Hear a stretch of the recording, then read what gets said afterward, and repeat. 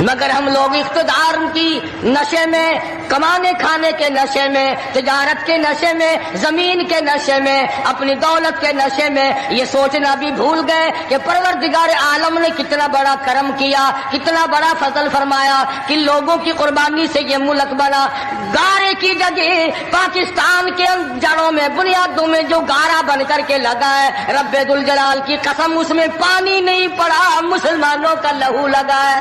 اینٹ روڑوں سے بنیاد نہیں بنی، اینٹ اور سلوں سے بنیاد نہیں بنی، پاکستان کی بنیاد میں شہزادیوں کی آبرو لگی، خانزادیوں کی عزت لگی، ہزاروں عورتیں دریائے جمنا میں ڈوب کے مر گئی۔ ہزاروں عورتوں نے جب دیکھا ہندو ہماری عزت پہ ہاتھ ڈالے گا، سکھ ہماری آبرو پہ ہاتھ ڈالے گا، سکھ اللہ کے قرآن کی توہین کرے گا، اپنے گھر میں سے عورتوں نے سونا نہ اٹھایا، چاندی نہ اٹھائی، بچے سینے سے نہ لگائے، گھر کا کوئی مال و متا ساتھ نہ اٹھایا، ایک اللہ کا قرآن اٹھایا۔ کافر کا ہاتھ خدا کی کتاب کو نہ لگے، کافر کا ہاتھ مجلہ کی بندی کو نہ لگے، سینے سے قرآن لگایا، دریا میں چھلانگ لگا دی۔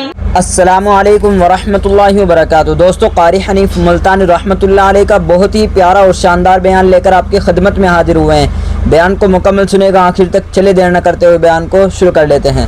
سن 46 میں مسلمانوں سے وعدہ کیا گیا تھا،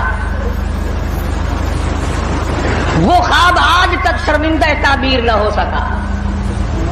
آئے اور چلے اور مر گئے، آئے اور چلے گئے اور مر گئے، لیکن خدا کے قرآن سے فریب کیا، اللہ کے نظام سے دغا کی، دھوکہ کیا، قوم سے دھوکہ، خدا سے دھوکہ، خدا کے قرآن سے دھوکہ۔ نسلیں بدل گئی، اتنا لمبا عرصہ گزرنے کے بعد آج تک اسلام کی بسم اللہ شروع نہ ہو سکی۔ اور آپ کو معلوم ہے کچھ لوگ ابھی زندہ ہیں کہ کن حالات میں پاکستان بنا، اور کیا لوگوں کا خیال تھا، اور کیا سوچ تھی، اور کیا تصور تھا، اور پھر بنا ہوا کیا دیکھا۔ علماء کرام نے ہمیشہ جدوجہد کی، علماء حق نے ہمیشہ للکارا۔ انہوں نے یہ آواز نکالی کہ مولوی آپس میں لڑتے ہیں، ہم کون سے مولوی کا اسلام نافذ کریں۔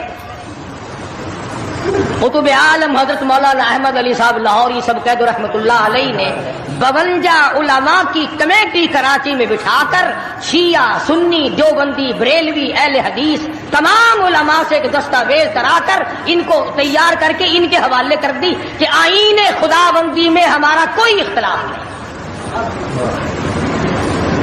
تو علماء کی بات تو ختم ہو گئی۔ اب رہی بات یہ کہ وہ کون لوگ تھے جنہوں نے پاکستان بنایا اور کس طرح سے یہ ملک بنا۔ پیسے سے نہیں بنا، ان سرمایہ داروں اور ذمہ داروں سے نہیں بنا، یہ ملک نوابوں نے نہیں بنایا، جاگیرداروں نے نہیں بنایا، بلکہ اس ملک کی بنیاد میں ہزاروں نہیں لاکھوں آدمیوں کی جان لگی۔ سڑکوں پہ قافلے کٹ گئے، گاڑیاں پوری ٹرین کٹ گئی، لوگوں کو نماز جنازے نہ ملے، قبر نہ ملی، کفن نہ ملا، غسل نہ ملا۔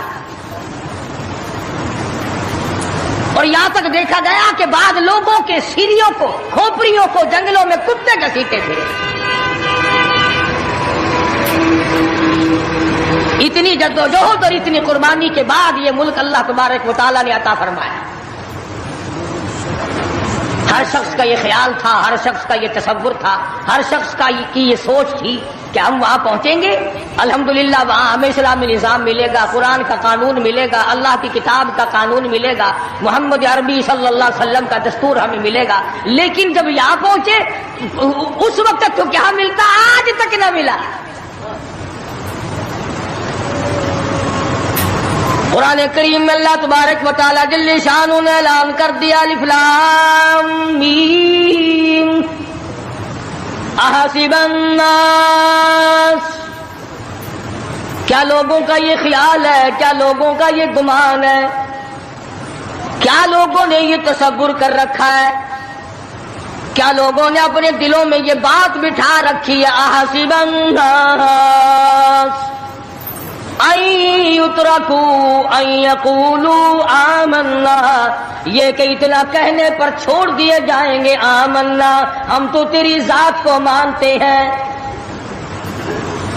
اتنا کہنے پر چھٹکارا ہو جائے گا، موت کے وقت کامیاب ہو جائے گا آدمی، قبر کے وقت کامیاب ہو جائے گا، پلسرات میں کامیاب ہو جائے گا، میدان حشر میں کامیاب ہو جائے گا، صرف اتنا کہنے سے آمنا، او پروردگار میں تو تیری ذات کو تسلیم کرنے والا تھا، میں تو تجھے ماننے والا تھا۔ اب بات آتی ہے ارے تم بھی دوستوں کو پرکھ کے دیکھتے ہو، رشتہ داروں کو آزما کر دیکھتے ہو، وَهُمْ لَا يُفْتَنُونَ، میں بھی تو تمہیں آزما کر دیکھوں گا تم کیا کرتے ہو، زبان سے کیا کہتے ہو اور عمل کیا کرتے ہو۔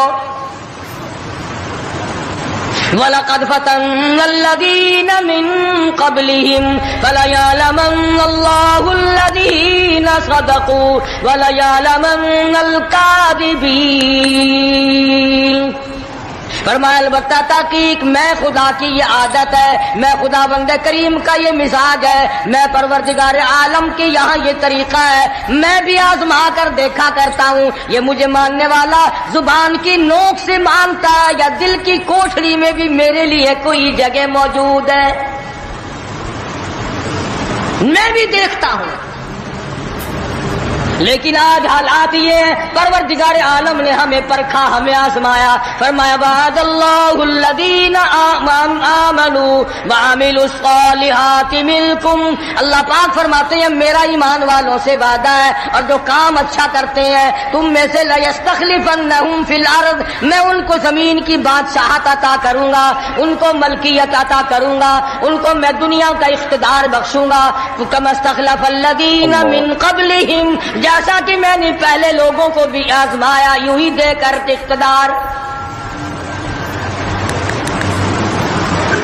مگر ہم لوگ اقتدار کی نشے میں، کمانے کھانے کے نشے میں، تجارت کے نشے میں، زمین کے نشے میں، اپنی دولت کے نشے میں یہ سوچنا بھی بھول گئے کہ پروردگار عالم نے کتنا بڑا کرم کیا، کتنا بڑا فضل فرمایا کہ لوگوں کی قربانی سے یہ ملک بنا۔ گارے کی جگہ پاکستان کے جڑوں میں، بنیادوں میں جو گارا بن کر کے لگا ہے، رب ذوالجلال کی قسم اس میں پانی نہیں پڑا، مسلمانوں کا لہو لگا ہے۔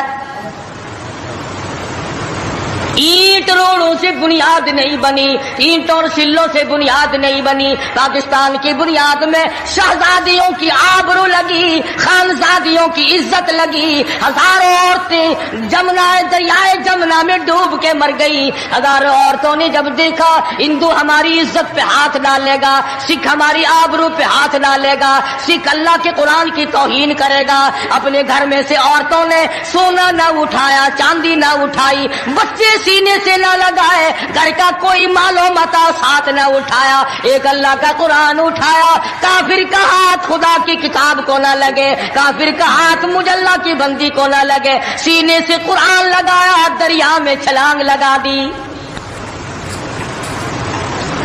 آج ہزاروں لاکھوں عورتوں کی روحیں ہم سے پکار پکار کر کے پوچھتی ہیں اور تم لوگ دھوکے بازوں اور فریب کرنے والوں، یہ جشن کیسا، یہ رقص و سرود کیسا، یہ میلہ ٹھیلا کیسا، یہ چراغاں کیسی، یہ ناچ گانا کیسا، یہ ڈول ڈھپڑا کیسا، کس چیز پر تم آمادہ ہو، کس چیز پہ ناز کرتے ہو؟ ہم نے تو سنا تھا تم سب کچھ قرآن کے لیے کر رہے ہو، مگر تم نے قرآن کریم کو تو مردوں کے لیے اٹھا کے رکھ دیا۔ لاکھوں مرنے والوں کی روحیں، لاکھوں شہیدوں کی روحیں آج تم سے پوچھتی ہیں، ہزاروں ماں بہنوں کی روحیں آج تم سے پوچھتی ہیں، ہزاروں معصوم بچوں کی جن کو نیزوں کی نیزے کی نوک پہ لٹکا کر پٹک پٹک کے زمین میں مار دیا گیا۔ مشرقی پنجاب میں 2.5-3 لاکھ سے زیادہ مسجدیں جن میں قرآن پڑھا جایا کرتا تھا، آج جا کے دیکھو گدھے پیشاب کر رہے ہیں، خنزیر بندھے کھڑے ہیں، گوبر پاتھی پک رہے ہیں، چاروں طرف سے بے ادبی ہو رہی ہے۔ وہ کئی لاکھ مسجدوں کے مینارے تم سے آج کے دن پوچھتے ہیں، اور مسلمانوں یہ تم نے کیا کیا؟ دریائے جمنا کا پانی تم سے سوال کرتا ہے، اور مجھ سے وضو کرنے والے مجاہدین کبھی یوں نہیں کیا کرتے جیسا کہ تم نے اپنی روش کو بنا رکھا ہے۔ اور پھر ویسے بھی ایک گھر میں میت پڑی ہو اور دوسرے گھر میں شادی ہو اور وہ باجا بجائیں تو علاقے کے لوگ یوں کہیں گے یہ بڑے سنگ دل ہیں، یہ بڑے پتھر دل ہیں، یہ بڑے احمق لوگ ہیں، برابر میں موت ہے، برابر میں قرضیہ ہے، برابر میں فوتگی ہے، اور یہ ناچ رہے ہیں۔ تمہیں کیا معلوم فلسطین کی مسلمان کے ساتھ کیا بن گئی؟ تم آج میلے ٹھیلے کا چکر بناتے پھرتے ہو، جاؤ فلسطینیوں کے پیاس سے مرنے والے بچوں سے جا کے پوچھو۔ اسرائیلی یہودی بدماش کسی طرح سے بھی پیچھے ہٹنے کو تیار نہیں۔ عرصہ گزر گیا، پانی بند کر رکھا ہے، بجلی بند کر رکھی ہے، پریشان ہے مسلمان، خدا کا نام لینے والے لوگ پریشان ہیں۔ فلسطین میں مسلمان کٹ گیا، افغانستان میں مسلمان ذبح ہو رہے ہیں، ایران عراق میں مسلمان کٹ رہے ہیں، ذبح ہو رہے ہیں، سری لنکا جیسا ملک بدھ مذہب رہنے والے لوگ جو کیڑی کو مارنا بھی برا جانتے ہیں مگر مسلمان کو کاٹ رہے ہیں۔ چاروں طرف مسلمان ذبح ہو رہا ہے، چاروں طرف مسلمان کٹ رہا ہے، چاروں طرف مسلمان مرد عورت کٹ رہے ہیں، ذبح ہو رہی ہیں، اور ہم بیچ میں کھڑے ہو کر کے ناچیں گے۔ کھیل تماشا اس قوم کا مزاج نہ بناؤ، تماشا دیکھنے والوں تماشا خود نہ بن جانا۔ امام الانبیاء محبوب کبریا حضرت محمد مصطفیٰ صلی اللہ تعالی علیہ وسلم نے ارشاد فرمایا، او لوگو، جب کوئی قوم کھیل تماشے میں پھنس جاتی ہے، جب کوئی قوم گانا بجانا اپنی زندگی کا محور بنا لیتی ہے، پھر اس قوم کو زمین پہ بسنے کا حق نہیں رہتا، وہ قوم زمین میں دس جانی چاہیے۔ ایک مر رہا ہے اور ایک رنگریلیاں منا رہا ہے۔ راولپنڈی کے شہری لوگ تنگ، 26 فٹ پانی شہر کی گلیوں سے گزر گئے، کیمپوں میں لوگ پڑے ہیں، تنگ ہیں، مکانات بے شمار منہدم ہو گئے، اور ہم دو جھنڈی مجھے بھی دینا بھائی، میں نے بھی اپنے سر پہ لگانی ہے، جھنڈی تو لگانی ہے، کبھی بارڈر پہ جا کے تو للکار کسی کو۔ ادھر ایٹم بم بن رہے ہیں، ادھر مسلمانوں کے گلوں پہ چھرے چل رہے ہیں، ہم رنگ برنگی جھنڈیوں کے پیچھے پھر رہے ہیں۔ سال میں 4 موقع بنا دیے قوم کو کھلانے کے، تماشا دکھانے کے، کہ تم اسی دھندے میں لگے رہو۔ 10 محرم کا جلوس نکالا کرو، 12 ربیع الاول کا جلوس نکالا کرو، 23 مارچ کا جلوس نکالا کرو، 14 اگست کا جلوس نکالا کرو، سال میں تمہارے لیے 4 دن انتخاب کر دیے تاکہ تم اسی دھندے میں لگے رہو۔ خدا بند عالم اتنی بڑی طاقت کا مالک ہے کہ اگر وہ ناراض ہو گیا تو پھر اجتماعی عذاب آئے گا، قومی عذاب نہ آ جائے۔ 14 اگست اللہ کے سامنے عاجزی کرنے کا دن تو ہے، استغفار کرنے کا دن تو ہے، توبہ کرنے کا دن تو ہے، اللہ سے ملک کے لیے، قوم کے لیے دعائیں مانگنے کا دن تو ہے، قرآن خوانی کے لیے دن ہے، درود شریف پڑھنے کا دن ہے، اللہ اللہ کرنے کا دن ہے۔ چاروں طرف یہود و نصارہ، ہندو کافر جو مسلمانوں کے خلاف سازشیں بنا رہے ہیں، ان کو ختم کرنے کے لیے، ان کو مرنے اور ان کے ملیا میٹ کے لیے دعا کرنے کا دن تو ہے، خیرات کرنے کا دن تو ہے، اللہ اللہ کرنے کا دن تو ہے، ناچ کا نہیں، گانے کا نہیں، ڈھول ٹپڑے کا نہیں۔ اللہ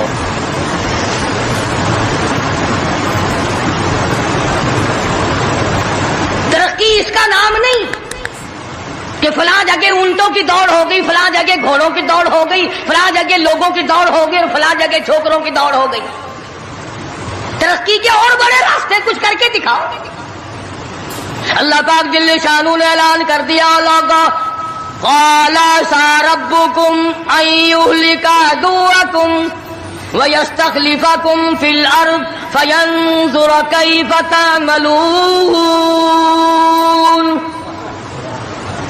اللہ پاک فرماتے ہیں تم یوں نہ سمجھا کرو کہ تم تخت پہ بیٹھ گئے تو مجھ سے چھپ گئے۔ شہنشاہ ملک کے مالکوں، تخت و تاج کے مالکوں، یہ نہ سوچا کرو کہ یہاں بیٹھ کر اب خدا کی نظر ہم پہ نہیں پڑتی۔ فرمایا میری وہ ذات ہے لمن الملک اليوم، میں وہ ہوں پوچھوں گا کون ہے آج کے دن دم مارنے والا۔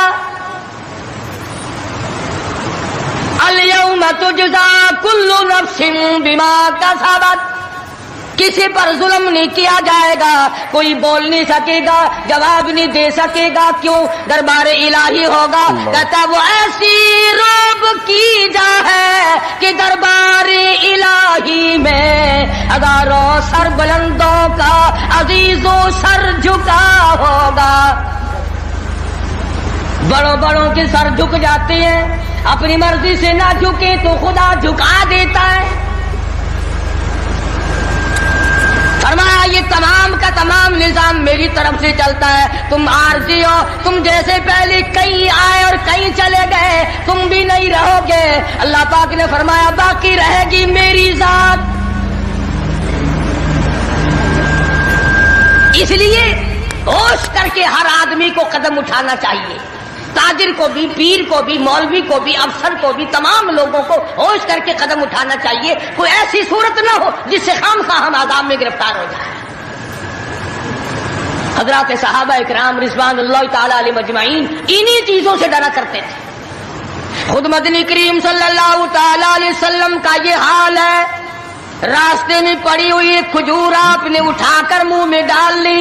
سیدہ فرماتی ہیں ہماری اماں ام المومنین رضی اللہ تعالیٰ عنہ کہ ساری رات حضور کو نیند نہ آئی، میں نے بار بار پوچھا کیا بات ہے، کوئی تکلیف ہے؟ فرمایا نہیں۔ پھر نیند کیوں نہیں آتی؟ فرمایا راستے میں کھجور پڑی تھی، میں نے اٹھا کر اس لیے منہ میں ڈال لی ضائع نہ ہو جائے، اب مجھے یہ بات تنگ کر رہی ہے، نہ معلوم کسی کا حق نہ ہو اور میرے حلق کے نیچے چلا گیا، قیامت میں اگر مطالبہ کیا تو میں کیا جواب دوں گا؟ سیدنا فاروق اعظم رضی اللہ تعالیٰ عنہ کا زمانہ آیا، آپ نے اہل مدینہ کو اکٹھا فرمایا اور فرمایا کہ تم جانتے ہو میں تجارت کرتا تھا اور آج تم نے مجھے ایک کام میں مشغول کر دیا خلافت کے، اب میرے گزر اوقات کی کیا صورت ہوگی؟ تو تمام صحابہ کرام نے، اہل مدینہ نے یہ فیصلہ کیا کہ متوسط درجے کا جو کھانا ایک عام آدمی کھا سکتا ہے اتنا وظیفہ مقرر ہو جائے۔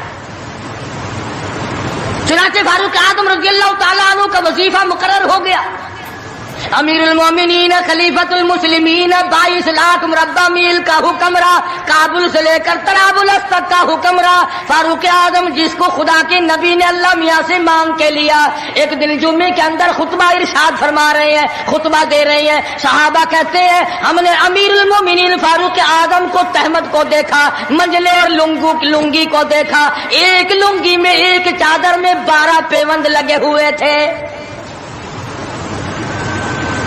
12 پیوند، 22 لاکھ مربع میل کا حکمراں، اس کے تہمند میں 12 پیوند ہے، ایک پیوند چمڑے کا بھی ہے۔ آج تو پیوند لگانا ہمارے یہاں عیب بھی ہو گیا، کون اس بات کا خیال کرتا ہے؟ ایک اور جمعے میں دیر سے تشریف لائے فاروق اعظم رضی اللہ تعالیٰ عنہ، لوگوں نے عرض کیا کہ آپ نے دیر کی؟ فرمایا یہ کپڑے جو تمہارے سامنے پہن کر آیا ہوں میرے پاس یہی کپڑے ہیں، یہ دھوئے تھے، خشک نہ ہوئے تھے، اس لیے آدھے گیلے آدھے سوکھی پہن کر آ گیا ہوں، دیر اس لیے ہو گئی، میں بادشاہ ہوں، میں امیر المومنین ہوں، میں خلیفہ ہوں، میں مدنی کریم صلی اللہ علیہ وسلم کا جانشین ہوں، تمہارا امیر اور امام ہوں، لیکن غریب اتنا ہوں کہ یہی کپڑے ہیں میرے پاس جو تمہارے سامنے پہننے کا۔ ادھر ہمارا حال دیکھ لو کیا بنا ہوا ہے، جس ملک کا چوڑا بھی بے ایمان ہو وہ ملک ترقی کیسے کرے گا؟ صفائی کرنے والا بنگی 4 دن تک چکر نہیں لگاتا. پوچھے کون؟ جب ہم سارے تقریباً کانے ہیں تو سوال کون کرے گا؟ ہم سے پوچھے گا کون؟ آپ مارکیٹ میں بیٹھ کر چوری کرتے ہیں، ہم مولوی غلط مسئلے بتا کر مسجد میں چوری کرتے ہیں، افسر عدالت میں قانون کی چوری کرتا ہے، ڈاکٹر اسپتال میں چوری کرتا ہے. اس کا یہ مطلب ہوگا کہ ہم سب چور نہیں؟ صحیح مسئلہ بتلاؤ تو مولوی کی تنخواہ 6 مہینے نہیں ملتی، 1 مہینے کی. کون صحیح بات کو برداشت کرے؟ متولی صاحب اگر مسئلہ پوچھے نا، بیچارے مولوی کو کہنا پڑتا ہے ہاں جی چلو مسئلہ تو یوں ہے، پر جو آپ کہتے ہیں وہ بھی ٹھیک ہو سکتا ہے. اس لیے اگر یوں نہ کہے تو پھر مسجد میں کیسے کہے گا؟ سیدنا فاروق اعظم رضی اللہ تعالیٰ عنہ کھانا کھا رہے ہیں، ایک بہت بڑا امیر آدمی آ گیا. فاروق اعظم نے فرمایا آؤ کھانا کھا لو. انہوں نے کھانا کھانا شروع کر دیا. صحابی ہے، وہ بھی امیر آدمی ہے صحابی. فاروق کے دسترخوان سے لقمہ اٹھا کر جب منہ میں ڈالا، قسم کھا کر کہتا ہے بغیر چھنے ہوئے آٹے کا لقمہ تھا، جو کی روٹی تھی، چبا چبا کر تھک گیا مگر وہ حلق سے نیچے نہیں جاتا تھا. امیر المومنین کا کھانا ہے، بادشاہ وقت کا کھانا ہے، نبی کے جانشین کا کھانا ہے. انہوں نے کہا اے فاروق چھنا ہوا آٹا بھی تو آپ کھا سکتے ہیں، ایسا کیا عذاب آ گیا کہ چھنے ہوئے آٹے کی روٹی نہیں کھائی؟ تو فوراً بول اٹھے اللہ کی کروڑ رحمت نازل ہو ان اللہ والوں پر. فرمایا بھائی کیا ہر مسلمان جو بھی لا الہ الا اللہ محمد رسول اللہ پڑھنے والا ہے، ہر مسلمان کو چھنے ہوئے آٹے کی روٹی مل سکتی ہے؟ میری حکومت اتنا وزن برداشت کر سکتی ہے کہ ہر آدمی کو چھنے ہوئے آٹے کی روٹی ملے؟ انہوں نے کہا نہیں. فرمانے لگے جب تک ہر آدمی کو نہ ملے فاروق کون ہوتا ہے جو چھنے ہوئے آٹے؟ یہ چاروں صحابہ عشرہ مبشرہ میں سے ہیں، جلیل القدر صحابہ ہیں، حضور صلی اللہ علیہ وسلم کے پیارے صحابہ ہیں، حضور کے چہیتے صحابہ ہیں. آپس میں چاروں بیٹھ کے بات کرنے لگے یارو کمال ہو گیا، ہمارا امیر ہو، ہمارا بادشاہ ہو، ہمارا خلیفہ ہو اور اتنا تنگ، اتنی تنگ دستی میں زندگی کٹ رہی ہو. تو وہ کہنے لگے کہ پھر کیا ترکیب ہو؟ ان سے کہا جائے کہ کچھ وظیفہ بڑھا لو، کچھ اپنا خرچہ بیت المال سے بڑھا لو. کسی کی جرت نہ ہوئی. ایک صحابی نے مشورہ دیا کہ یوں کرو، سیدہ حفصہ رضی اللہ تعالی عنہا فاروق اعظم کی بیٹی ہیں اور محمد عربی سب کہہ دو صلی اللہ علیہ وسلم کی گھر والی ہے، ان سے جا کر درخواست کرو، بیٹی اپنے ابا سے کہے گی شاید بات بن جائے. یعنی فائدہ بھی فاروق کا ہو، مطلب کی بات بھی فاروق اعظم کی ہو، مگر کہنے کو کوئی تیار نہیں. اتنا ڈر ہے کہ یہ اپنے مطلب کی بھی نہیں سنے گا. آج کل تو ہمیں بنا کے لانے پڑتے ہیں کہ پہلے ہمیں کوئی مولانا کہنے والا ملے، فلاں صاحب کہنے والا ملے، شاہ صاحب کہنے والا ملے، 7 چمچے لے جانے پڑتے ہیں. فاروق اعظم رضی اللہ تعالیٰ عنہ اپنی لگتے کی گھر سیدہ حفصہ رضی اللہ تعالیٰ عنہ سے ملاقات کے لیے گئے. حضرت حفصہ رضی اللہ تعالیٰ عنہ نے عرض کر دیا ابا جان یہ کیا حالت بنا رکھی ہے، یا یہ کیا پریشانی کی حالت ہے، یہ کیا تنگی کی حالت ہے؟ آپ کچھ وظیفہ بڑھا لیں، آپ کچھ اپنا خرچہ بڑھا لیں، اس لیے کہ مسلمان لوگ اس حالت کو دیکھنے کے لیے تیار نہیں. اب تو کہہ دینا چاہیے تھا کہ بھی جو کچھ وہ بڑھانا چاہیں بڑھا دے، تنگ تو میں واقعی ہوں. فرمایا اے حفصہ تو ان لوگوں کے نام بتا جو تیرے پاس فرمائش کرنے آئے تھے. اور فرمایا سب سے پہلے او حفصہ او میری لگتے جگر، اے میری بیٹی تیرے سامنے زندگی گزری ہے محمد عربی صلی اللہ تعالی علیہ وسلم کی، تو حضور اکرم صلی اللہ علیہ وسلم کا کھانا بتا. حضرت حفصہ کہنے لگی ابا جان میں محمد کریم صلی اللہ علیہ وسلم کی روٹی پکایا کرتی تھی، آٹا سامنے رکھ کر پھونک مار دیا کرتی تھی، جتنا گھاس اڑ گیا باقی بیچ میں پکایا کرتی تھی. اور فرماتی ہے زیتون کے تیل کا ڈبہ رکھا ہوا تھا، تیل ختم ہو چکا تھا۔ ایک دن میں نے نیچے کی تل چھٹی گاد نکال کر روٹی کے اوپر چپڑ دی۔ آپ صلی اللہ علیہ وسلم نے نوش فرمائی، فرمایا حفصہ آج روٹی بڑی مزیدار لگی ہے، اور فرمانے لگے ثم لتسألن یومئذ عن النعیم۔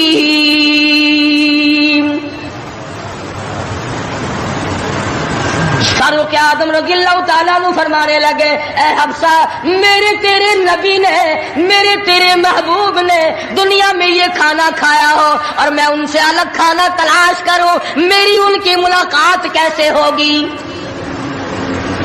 اور فرمایا اے حفصہ بستر بتا محمد کریم صلی اللہ تعالی علیہ وسلم کا۔ فرمانے لگی ایک ٹاٹ کی لمبی ساری چادر بنی ہوئی تھی، دوپہر گرمی میں اس کو چار طے کر کے بچھا لیا جاتا تھا، سردیوں میں آدھا نیچے آدھا اوپر اوڑھ لیا جاتا تھا۔ فاروق اعظم رونے لگے حفصہ محمد کریم صلی اللہ علیہ وسلم اس حالت میں رخصت ہو گئے، اور پھر آپ نے پوچھا اے حفصہ آخری وقت میں مدنی کریم صلی اللہ علیہ وسلم کے بدن مبارک پہ لباس کیسا تھا؟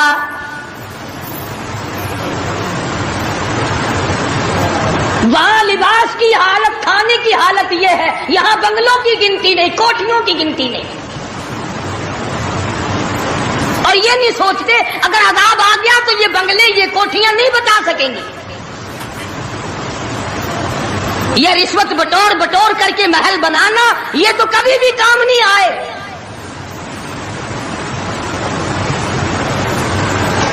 لوگوں کے ذہن کو گندا کرنے کے لیے طریقہ کار بنا رکھے ہیں۔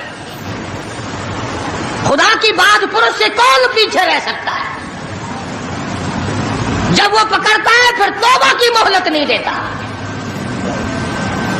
فرعون کے سر میں 400 سال تک درد کبھی نہیں ہوا، نزلہ کبھی نہیں ہوا۔ فرمایا حتی اذا ادرکہ الغرق،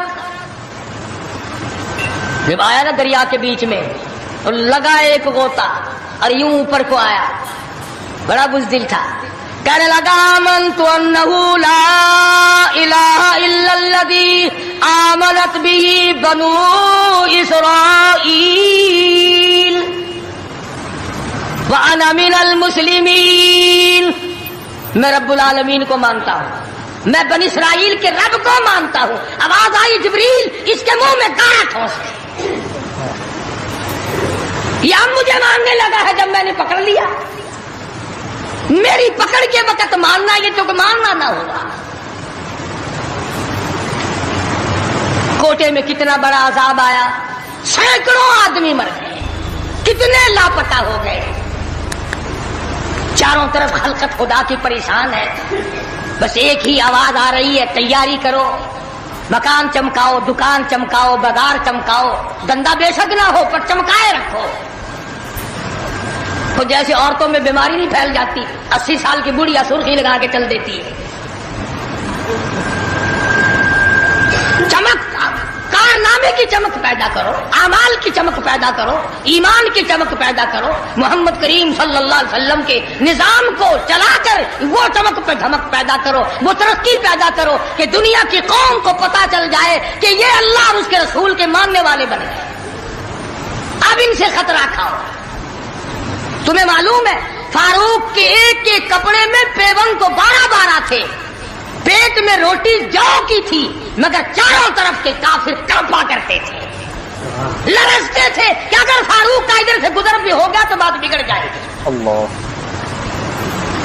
یہاں تک حالات بنے صحابہ کرام کے، اللہ تعالیٰ کی کروڑ رحمت نازل ہو، صحابہ کرام کی قبروں پر آمین کہو کہ 5 لاکھ کے مقابلے میں 5 محمد کے غلام کامیاب ہوئے، 5 لاکھ کے مقابلے میں حضور کے 5 غلام کامیاب، اسپین میں 3 مسلمان گئے، پورے ملک کے مقابلے میں 3 مسلمان کامیاب۔ وہ مسلمان تھے صحیح معنوں میں، مسلمان کو کوئی شکست نہیں دے سکتا، مسلمان کو کوئی مار نہیں سکتا۔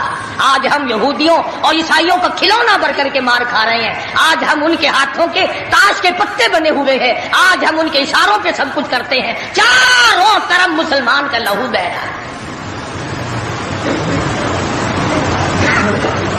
مغلیہ خاندان کے بادشاہوں کے واقعات کتابوں میں موجود ہیں. آپ پڑھ کر کے دیکھ لیں کہ جن لوگوں نے اچھے کام کیے ان کی زندگی کیسے گزری اور جن لوگوں نے برے کام کیے ان کی زندگی کیسے گزری. لوگ ان کا نام لینا بھی گوارا نہیں کرتے. کیا بات تھی. سلطان عالمگیر رحمت اللہ علیہ جہاں بادشاہ وقت تھا، جہاں پورے ہندوستان کا مالک تھا، وہاں مدنی کریم صلی اللہ علیہ وسلم کی 5000 حدیث تو زبان نہیں یاد تھی.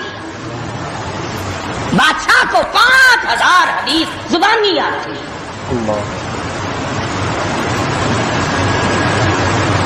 سلطان صلاح الدین خلجی رحمہ اللہ بادشاہ گزرا ہے. ہمارے یہاں عربی مدارس میں ہدایہ کتاب پڑھائی جاتی ہے 2 سال میں.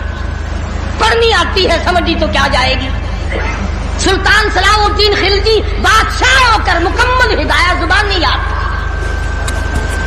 زبان نہیں یاد تھا. عالمگیر بادشاہ کی فوج کا جو کمانڈر تھا وہ اتنا بڑا عالم تھا کہ آج بھی شرح عقائد وغیرہ اور امور عامہ اور میر زاہد وغیرہ جو کتابیں ہیں منطق کی اور طرح طرح کی، یہ تمام عالمگیر کی فوج کے کمانڈر کی لکھی ہوئی ہیں. اللہ والے تھے. اور حد یہاں تک ہو گئی کہ مغلیہ خاندان کی ایک لڑکی ہے سلیمہ سلطانہ، اس نے قرآن مجید کی ترجمے کی تفسیر کی کتاب مانگی.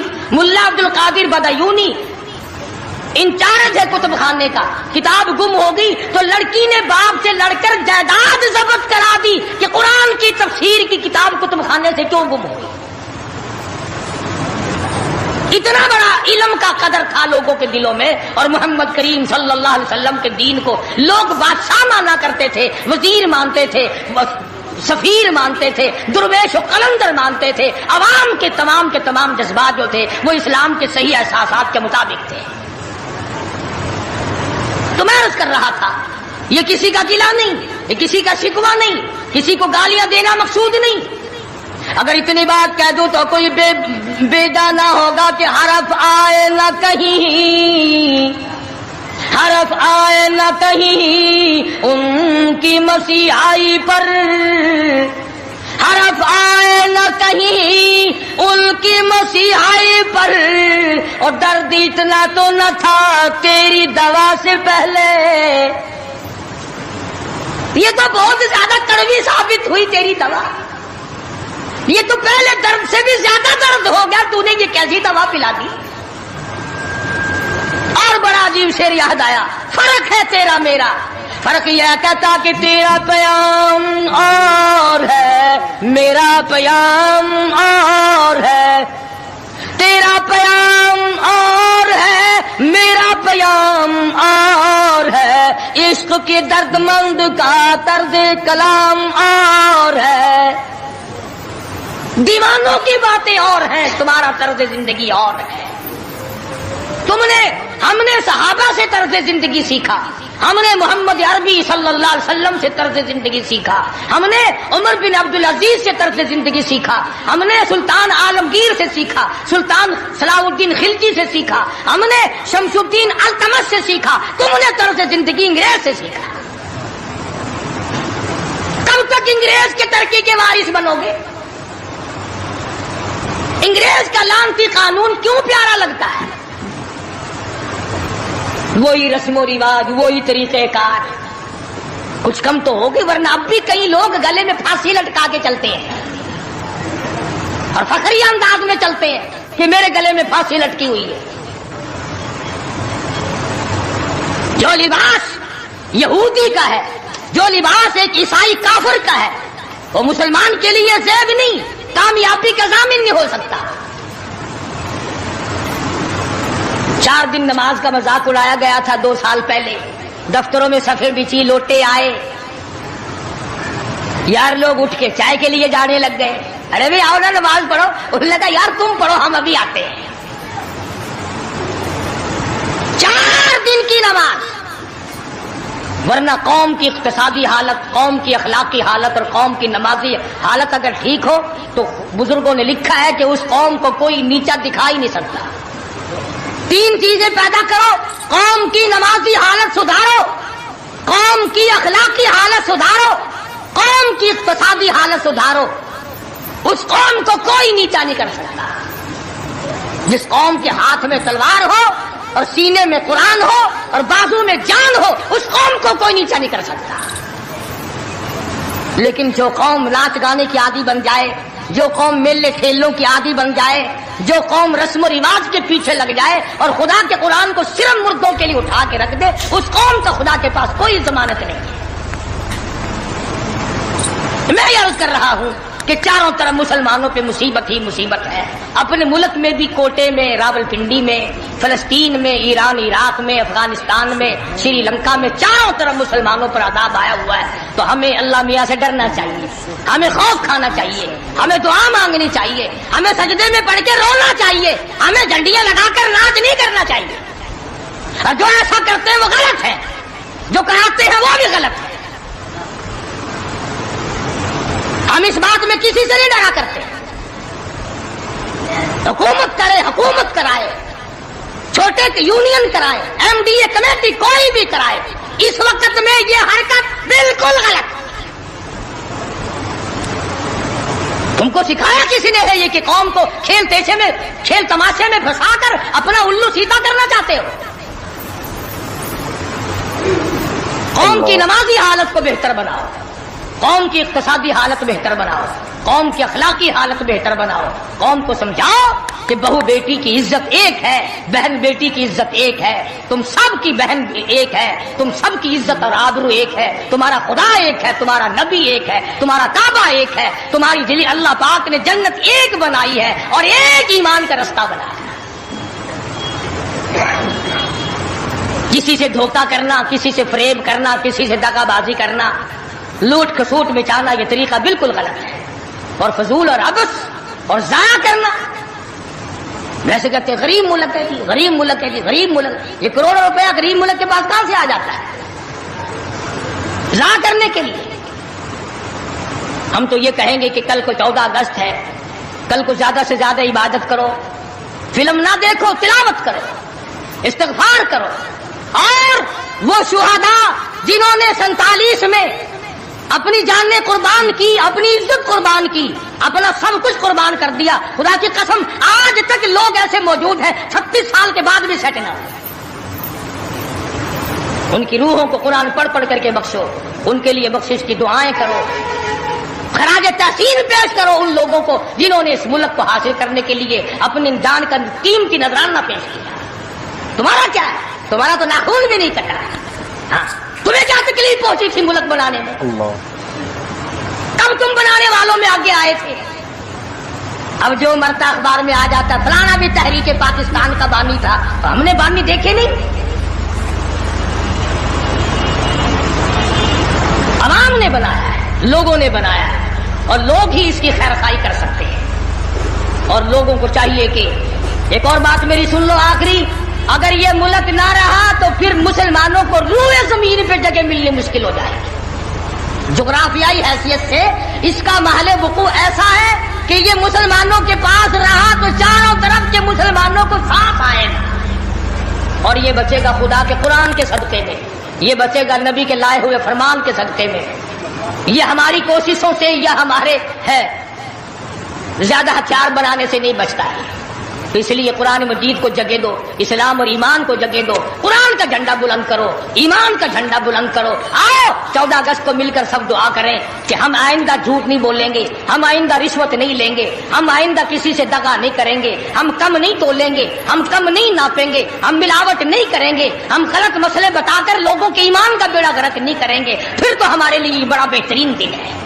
اور اگر ہم ان تمام چیزوں میں سے کچھ بھی چھوڑنے کو تیار نہیں، پھر اس دن کی کوئی حیثیت نہیں، پھر کھیل تماشے کا دن ہے اور کچھ نہیں. خدا بند عالم نے صاف لفظوں میں فرما دیا کہ ان یترکوا ان یقولوا آمنا، کہ صرف اتنا کہنے پر نجات نہیں ہے کہ اے خدا ہم تیرے ماننے والے ہیں، بلکہ اس کہنے کے بعد اس کے پورے فرمان کو ماننا پڑے گا.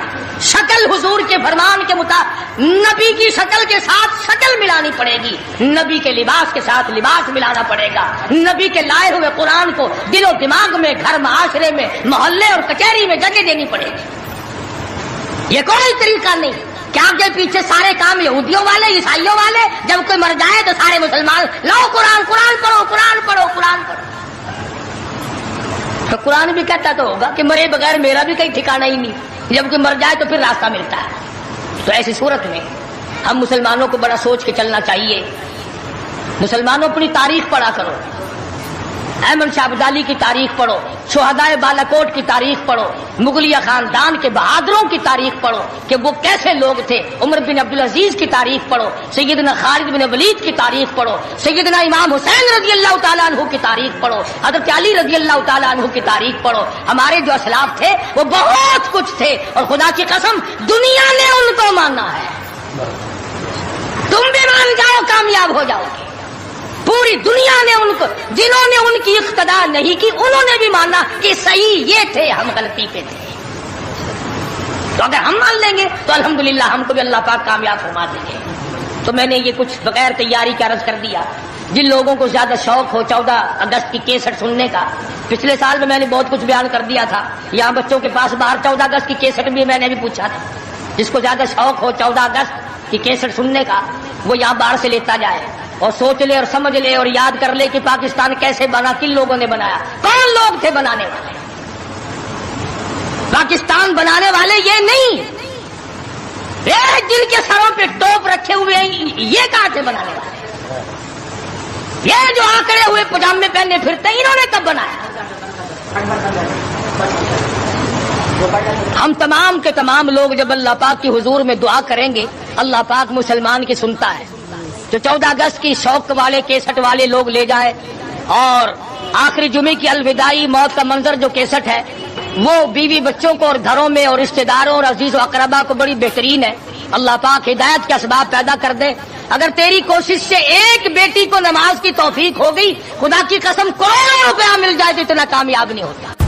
امام الانبیاء محبوب کبریا حضرت محمد مصطفیٰ صلی اللہ تعالی علیہ وسلم نے فرمایا، لو کان بعدی نبی لکان عمر، او کما قال النبی صلی اللہ تعالی علیہ وسلم۔ او لوگو، اگر میرے بعد کوئی نبی آنا ہوتا، اللہ کو کوئی پیغمبر اور بھیجنا ہوتا تو میرے بعد فاروق اعظم رضی اللہ تعالیٰ عنہ نبی بن کر آتے۔ امیر المومنین خلیفۃ المسلمین سیدنا فاروق اعظم رضی اللہ تعالیٰ عنہ ان بہادر جوانوں میں سے ہے جن کا دبدبہ آج تک دنیا میں مانا جاتا ہے۔ اہل اسلام نے، مورخین نے تاریخ کی کتابوں میں لکھا ہے، اگر فاروق 1 سال اور زندہ رہ جاتے دنیا میں کفر کا نام و نشان باقی نہ رہتا۔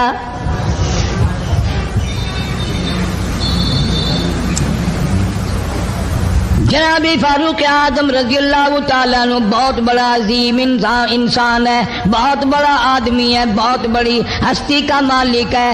جناب مدنی کریم صلی اللہ تعالیٰ علیہ وسلم کی دعا کا ثمر بن کر آیا، دعا کا نتیجہ بن کر آیا۔ ابراہیم علیہ السلام نے بیت اللہ کی تعمیر کرتے وقت دعا مانگی، بیت اللہ بناتے وقت دعا مانگی، امام الانبیاء صلی اللہ علیہ وسلم کو مانگا، گویا خلیل اللہ نے حبیب اللہ کو مانگا۔ خلیل کی دعا کا ثمر، خلیل کی دعا کا جواب، خلیل کی دعا کا نتیجہ کم سے کم 4000 سال بعد آیا۔ کالی کملی والے صلی اللہ علیہ وسلم نے جو فاروق اعظم کے لیے جھولی پھیلائی، ادھر جھولی پھیلائی، ادھر فاروق اعظم سامنے کھڑے تھے۔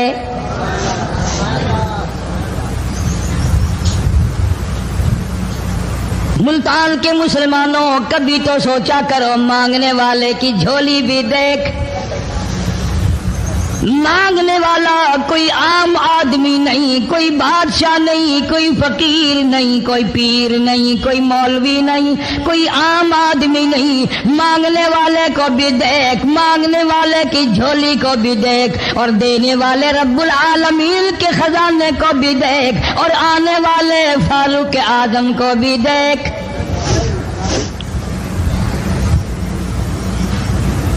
شان سے مانگا، رو رو کے مانگا، آہو جار زاری کر کے مانگا۔ مسلمان بڑے پریشان ہیں۔ سرزمین عرب میں، مکے کی سرزمین پہ مسلمانوں کی تعداد بڑی مختصر ہے۔ مورخین نے لکھا ہے فاروق اعظم رضی اللہ تعالیٰ عنہ کی تشریف لانے والے دن تک مسلمانوں کی تعداد صرف 14 تھی۔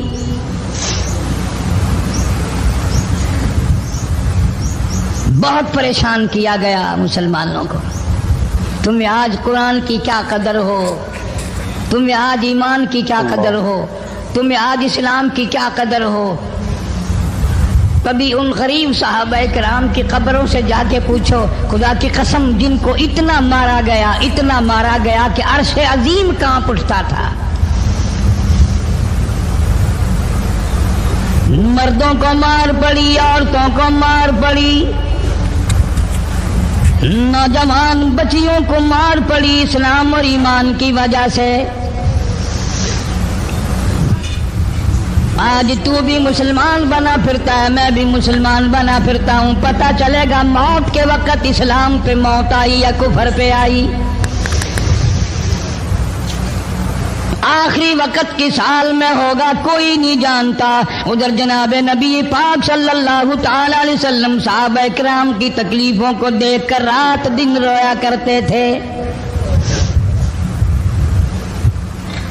جناب فاروق اعظم رضی اللہ تعالیٰ عنہ اتنا عظیم آدمی ہے، اتنا بڑے مرتبے کا مالک ہے۔ دو آدمیوں میں تلخی ہو گئی، لڑائی ہو گئی تلوار پہ۔ ایک مسلمان منافق ہے، ایک یہودی ہے۔ وہ کہتا ہے تلوار میری ہے، وہ کہتا ہے تلوار میری ہے۔ جناب نبی پاک صلی اللہ تعالی علیہ وسلم کے پاس تشریف لے آئے، حضور کی خدمت میں دونوں آ گئے، معاملہ سامنے رکھ دیا۔ جناب نبی پاک صلی اللہ تعالی علیہ وسلم نے معاملے کی تحقیق کر کے تلوار یہودی کو دے دی، اصل میں تھی بھی یہودی کی۔ وہ مسلمان جو تھا منافق باہر نکل کے یہودی کو کہنے لگا کہ یار فیصلہ تو ہو گیا پر مزہ نہیں آیا، میں تو حضرت عمر سے فیصلہ کراؤں گا دوبارہ۔ اب یہودی تو جانتا تھا کہ مسلمان ہو اور نبی پاک صلی اللہ علیہ وسلم کے فیصلے کے خلاف کرے، یہ ناممکن ہے، یہ ہو نہیں سکتا۔ وہ کہنے لگا بھائی جہاں دل کرے وہاں چلو۔ وہ منافق فاروق اعظم کے پاس آیا یہودی کو لے کر اور کہنے لگا کمال ہے یار تمہارے بھی، اچھے لوگ ہو، تمہیں مسلمان کی قدر ہی نہیں۔ فاروق اعظم نے پوچھا کیا ہوا؟ وہ کہنے لگا حد ہوگی، تم کلمہ پڑھنے والے کی قیمت ہی نہیں جانتے، قدر ہی نہیں کرتے۔ اس نے کہا بھائی ہوا کیا؟ کہ دیکھو تلوار میری تھی، اس کو مل گئی، فیصلہ کریں آپ۔ یہودی جانتا تھا، کہنے لگا بھائی پہلے بات سن لینا، تمہارے نبی پاک صلی اللہ علیہ وسلم نے پہلے فیصلہ فرمایا، تلوار مجھے دے دی ہے، میری ہے۔ میں نے کہا جاؤ بھائی فیصلہ تو ہو گیا۔ وہ منافق کہنے لگا نہیں جی میں تو آپ سے فیصلہ کراؤں گا۔ فاروق اعظم فرمانے لگے فیصلہ تو ہو گیا جاؤ۔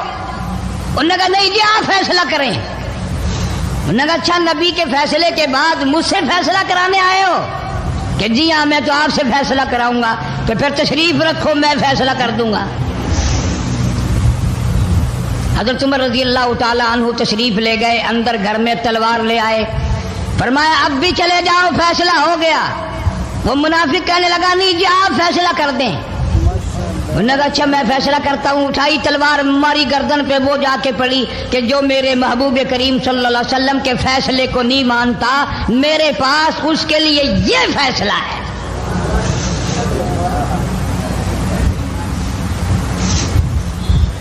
اب وہ منافق تو مر گیا، اب مدینے میں اور منافق بھی جتنے تھے شور مچ گیا، ہائے ہائے ابدال مار دیا، ہائے ہائے غوث مار دیا، بڑا نیک تھا، بڑا تہجد گزار تھا، بڑے سجدے کرنے والا تھا، بڑا یوں تھا اور بڑا یوں تھا، شور مچ گیا۔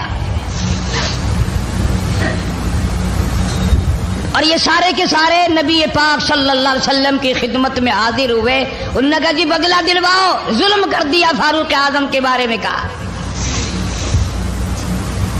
آپ صلی اللہ علیہ وسلم نے معاملے کی تحقیق فرمائی تو آپ نے فاروق اعظم رضی اللہ تعالیٰ عنہ کو بلوایا اور فرمایا معاملہ کیا ہے؟ تو فاروق اعظم نے فرما دیا جی آپ کے فیصلے کے بعد یہ میرے پاس فیصلہ کرانے جو آئے اس کے لیے میرے پاس جو تیرا فیصلہ نہ مانے میرے پاس اس کے لیے یہی فیصلہ ہے،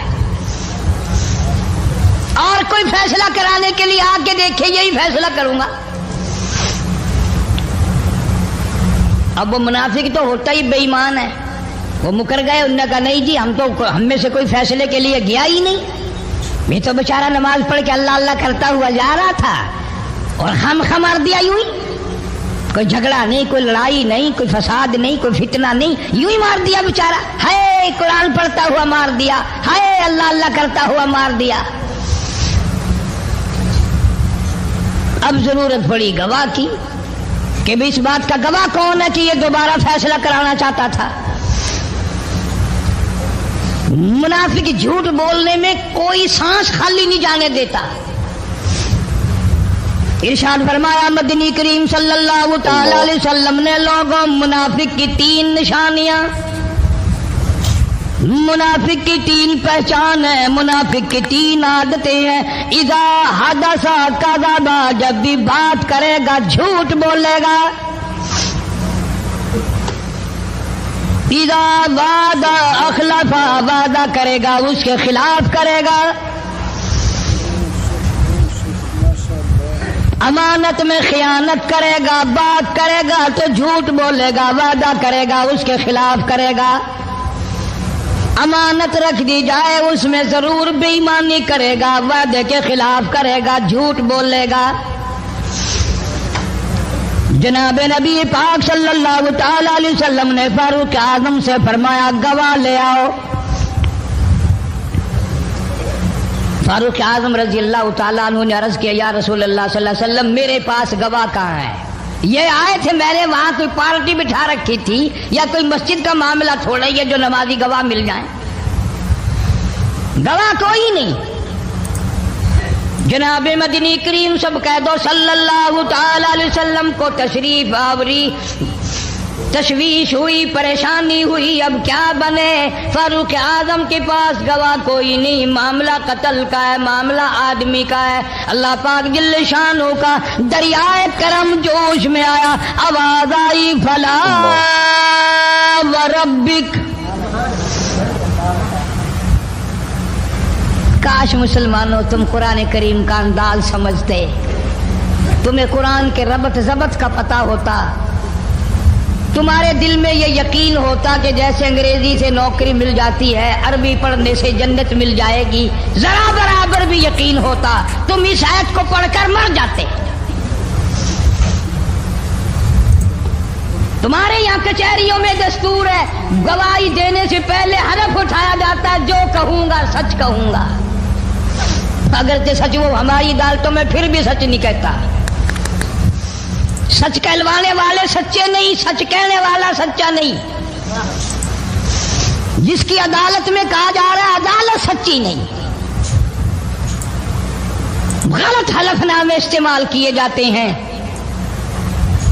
اللہ پاک جل شانہ کی بے نیازیوں کے قربان جاؤں، گواہی بعد میں دی، حلف پہلے اٹھایا۔ فرمایا فلا وربک، مجھے اپنی کبریائی کی قسم اور میرے محبوب مجھے تیرے رب کی قسم، لا یؤمنون، ہرگز ایماندار نہیں، ہرگز مومن نہیں، ہرگز ایمان والا نہیں، ہرگز کلمے والا نہیں، ہرگز اسلام والا نہیں۔ لا یؤمنون حتی یحکموک فیما شجر بینہم ثم لا یجدوا فی انفسہم حرجا مما قضیت ویسلموا تسلیما۔ قرآن کریم میں اللہ پاک فرماتے ہیں مجھے تیرے رب کی قسم میں گواہی دیتا ہوں وہ آدمی ایماندار ہو ہی نہیں سکتا، وہ ایمان والا بن ہی نہیں سکتا، وہ کلمے والا ہو ہی نہیں سکتا، اسلام والا ہو ہی نہیں سکتا جو میرے محبوب تیرے فیصلے کو نہ مانے، جو تیرا فیصلہ ٹھکرا دے، جو تیرے فیصلے کو تسلیم نہ کرے، میں خدا عدالت میں گواہ بن کر آیا، میں گواہی دینے کے لیے آیا ہوں، وہ ایماندار آئی نہیں جو کالی کملی والے صلی اللہ تعالی علیہ وسلم کے فیصلے کو نہ مانے۔ الہ العالمین زبان سے مان لے، اوپر اوپر سے تسلیم کر لے، اندر دل میں کھوٹ رکھے، اچھا نہیں ہوا، صحیح نہیں ہوا، میرا حق مارا گیا، یہ اچھا اسلام ہے، یہ اچھا قرآن ہے، یہ اچھی عدالت ہے۔ اللہ پاک نے گواہی دے دی، فرمائی زبان سے 1000 مرتبہ مانے، لا یجدو فی انفسہم حرجا مما قضیت ویسلموا تسلیما۔ میرے محبوب کریم صلی اللہ علیہ وسلم، تیرے رب کی قسم، جس کے دل میں تیرے فیصلے کی بات ذرہ برابر بھی شک رہے وہ ایماندار ہو ہی نہیں سکتا۔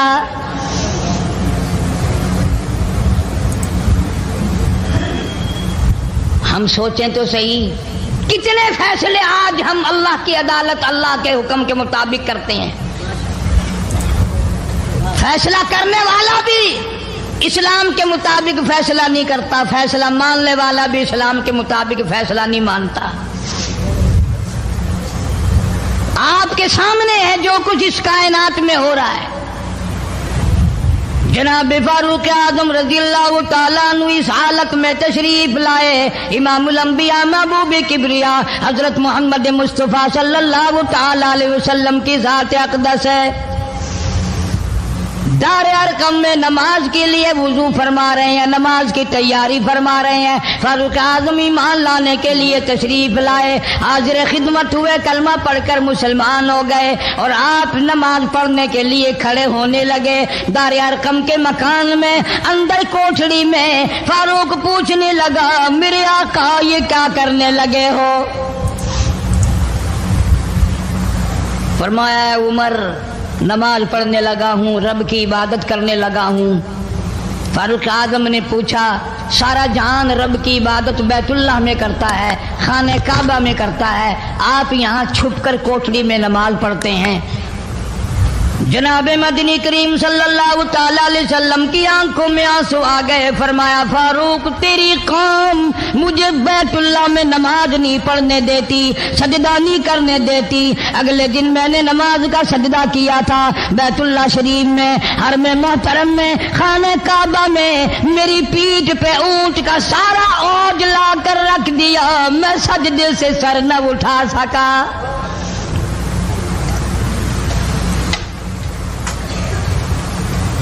جناب صدیق اکبر رضی اللہ تعالیٰ عنہ فرماتے ہیں، جناب محمد عربی صلی اللہ تعالیٰ علیہ وسلم نے حرم محترم میں بیت اللہ شریف میں کھڑے ہو کر قرآن مجید کی 2-4 آیتوں کی تلاوت فرمائی، سارا مکہ مارنے لگا۔ کسی نے ادھر سے مارا، کسی نے ادھر سے مارا، کسی نے دھکا دیا، کسی نے جوتا مارا، کسی نے پتھر مارا۔ صدیق اکبر پہنچ آئے اور آپ نے آواز بھی لگا دی، اتقتلون رجلا، تم اس آدمی کو قتل کیوں کرتے ہو جو اتنی بات کہتا، آئی یقول ربی اللہ،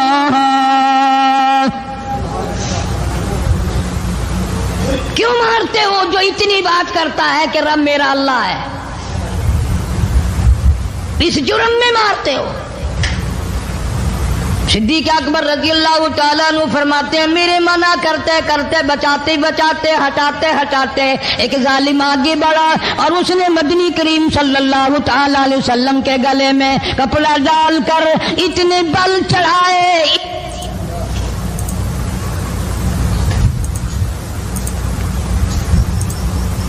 ایک اور کمینے نے آگے بڑھ کر محمد عربی صلی اللہ تعالی علیہ وسلم کے گلے میں کپڑا ڈال کر اتنا زور سے جھٹکا مارا، حضور کے منہ مبارک میں جھاگ آ گئے۔ اللہ استغفر اللہ۔ اس دین کے پیچھے، اس قرآن کے پیچھے بڑی تکلیفیں برداشت کی ہیں خود محمد کریم صلی اللہ علیہ وسلم کی ذات اقدس نے۔ آج تم نے تماشا سمجھ رکھا ہے. جناب فاروق اعظم رضی اللہ تعالیٰ عنہ نے عرض کر دیا میرے آقا جب تک میں نہیں آیا تھا کوٹھلیوں میں نماز ہوتی تھی, چھپ چھپ کر آپ نے نمازیں پڑھی, لیکن یہ ہو نہیں سکتا. میں اسلام میں داخل ہو جاؤں, میں غلام بن چکا ہوں, میں آپ کی خدمت میں حاضر ہو چکا ہوں, ایمان لا چکا ہوں, اور آپ پھر بھی گھر میں نماز پڑھیں تو میرے آنے کا فائدہ کیا ہوا؟ بیت اللہ میں چلیں, خانہ کعبہ میں چلیں, آپ وہاں چل کر نماز ادا فرمائیں. عمر تیری قوم مارے گی, ہماری تعداد بڑی ہے, بہت تھوڑی ہے, ہم بڑے کمزور ہیں, مارتے ہیں, میرا گلا گھونٹا گیا, میری پیٹھ پہ اونٹ کا سارا اوج لا کے رکھ دیا گیا. خطاب کا بیٹا کہتا ہے آقا سب کچھ ہوا, خود دیکھا اور خود کیا, سب کچھ سنا, سب کچھ ہوا, لیکن یہ سارے معاملات میرے آنے سے پہلے تھے. ناظرین اکرام, اگر آپ کو یہ بیان پسند آیا ہے تو بیان کو لائک کر دینا, ہمارے چینل پر پہلی بار آئے ہیں تو سبسکرائب کر لینا, اور ویڈیو کو زیادہ سے زیادہ شیئر کر دینا. ملتے ہیں اگلی ویڈیو میں, تب تک کے لیے خدا حافظ. السلام علیکم ورحمۃ اللہ وبرکاتہ. دعاؤں میں یاد رکھنا اپنے بھائی کو.